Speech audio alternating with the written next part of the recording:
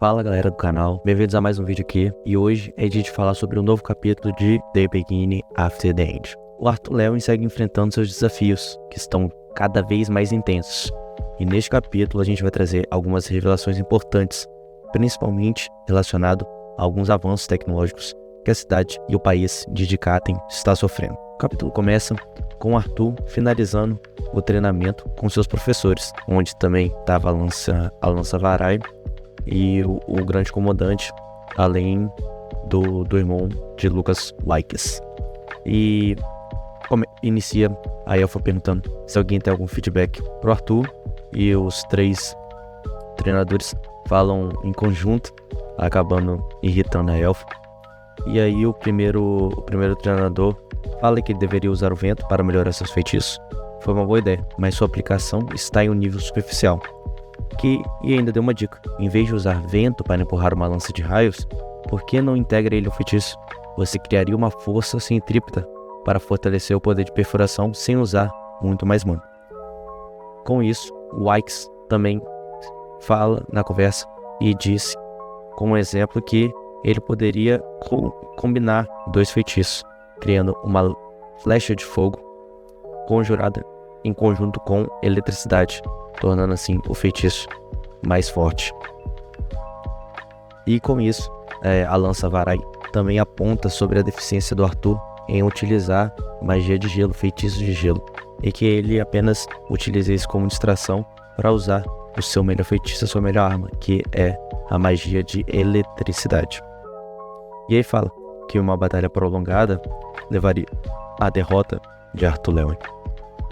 E após a discussão, ele fala e está cansada pela pressão que as pessoas ali presentes estavam emanando. E aí o Arthur começa a perguntar para a Elfa sobre seus dados, os seus treinamentos e sobre coisas que possam ajudar ele a melhorar e conseguir evoluir cada vez mais.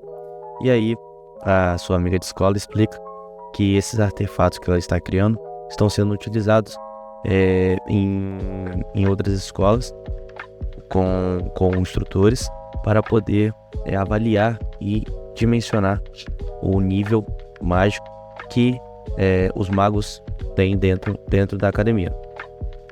E aí o Arthur aproveita para poder agradecer e dizer que tem muita sorte por poder treinar com magos tão talentosos, e pede novamente obrigado por ser treinado por todos esses grandiosos magos.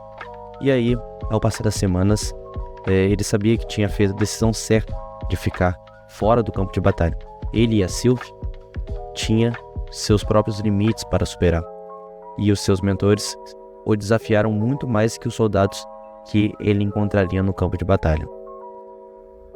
Terminando a sessão de treinamento, a gente vai para uma conversa do conselho, onde começa a falar sobre um grande avanço tecnológico que está acontecendo nesse mundo, que é a construção de um trem. E aí o Guidon fala que ele vai carregar pelo menos 20 vezes mais suprimentos que as carruagens. A lança Varai já pergunta: e quanto aos perigos em potencial ao viajar entre duas cidades diferentes, seu caminho definido não vai fazer dele um alvo fácil para os lacraianos?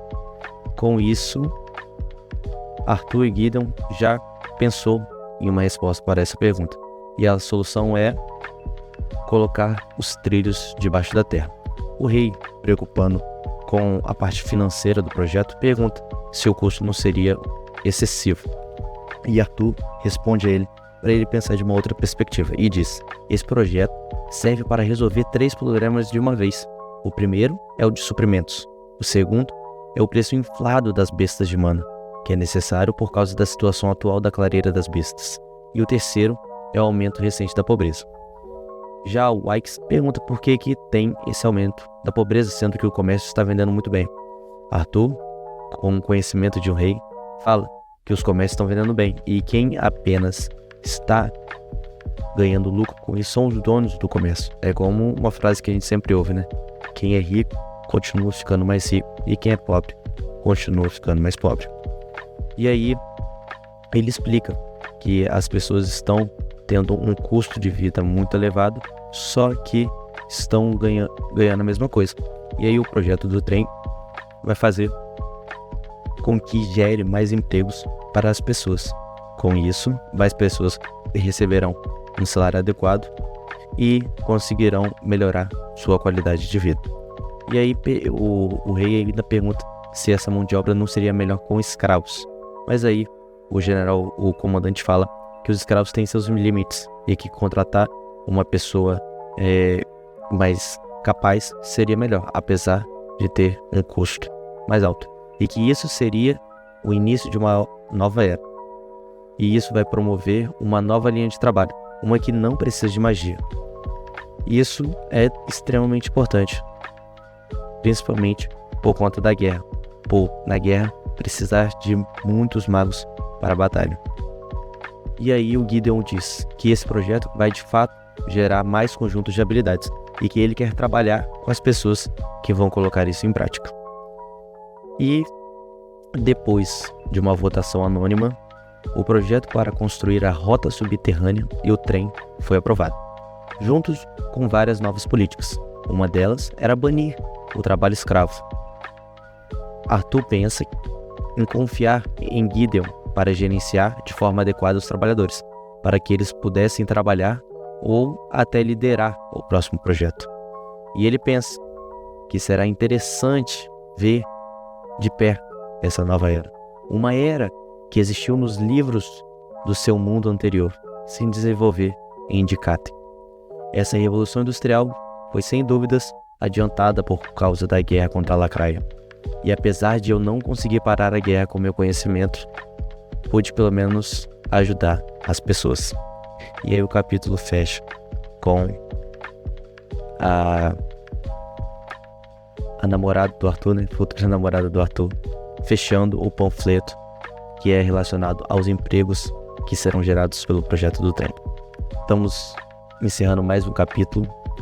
E aí, me diz o que vocês acharam do capítulo.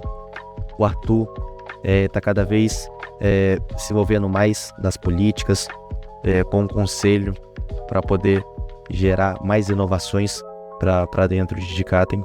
E aí comenta aí, aqui embaixo, o momento que mais te impactou, as teorias que vocês estão criando ou que já sabem de algum spoiler sobre o que vai acontecer na história.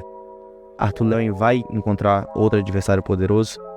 Vai sofrer alguma perda de algum familiar ou de alguém que ele gosta muito? E, é claro, não pode deixar de lembrar, se você gostou do vídeo, deixa o like, se inscreve no canal e ativa o sininho para não perder nenhum vídeo. Seja de The Beginning of the End, que sai todo sábado ou domingo, ou de Blue Lock, que sai no meio da semana, entre quarta e quinta-feira. E também acompanha e assiste os nossos shorts, que a gente vem postando diariamente. E se quiserem falar com a gente ou precisar de alguma coisa, quiser falar, ou gostou do vídeo, quiser comentar sobre, só deixar nos comentários desse vídeo, tá bom? Valeu, pessoal, obrigado pela companhia de vocês, até mais, até a próxima, tchau, tchau, valeu!